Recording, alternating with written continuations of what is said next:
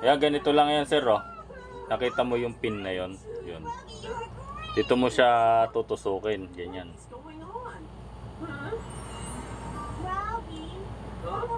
Yan, tapos dito mo ilalabas. Tapos ito buo to, ah. Pakita ko lang sa'yo paano ikabit. Yan. Ang galing ko libala.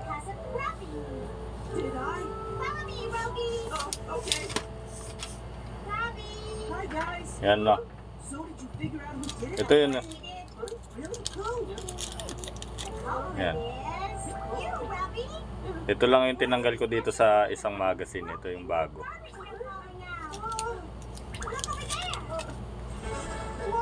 Yan. Tatanggalin mo lang to, sir. Ito. Tapos ikakabit mo uli dun sa bago, no? Halimbawa lang bago. Tapos ito, yung may gatla na tong rubber na to. Dito yan. Daanan ng pin yan, ano? Daanan ng pin. So ipapasok mo siya paharap dito, pag ganyan. Pag ganon.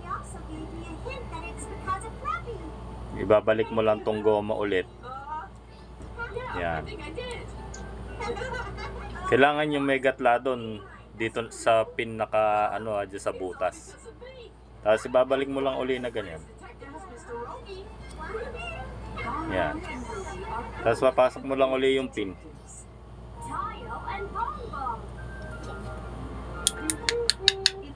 Yung pin, wag kang magkakamali, sir, dito ang labas, ano. Dito mo siya susundutin. Tapos dito lalabas kasi mayroong ano yung pin niyan, ano. Hindi pwedeng magkabaligtad yung pin.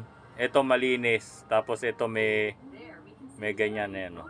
May mga ngipin. Kaya itong may ngipin dito sa part na to. Dito, pag nakaharap siya sa iyo, dito siya sa kanan. Diyan mo ipapasok, diyan mo rin siya ilalabas. O yun, okay na. Ganun lang.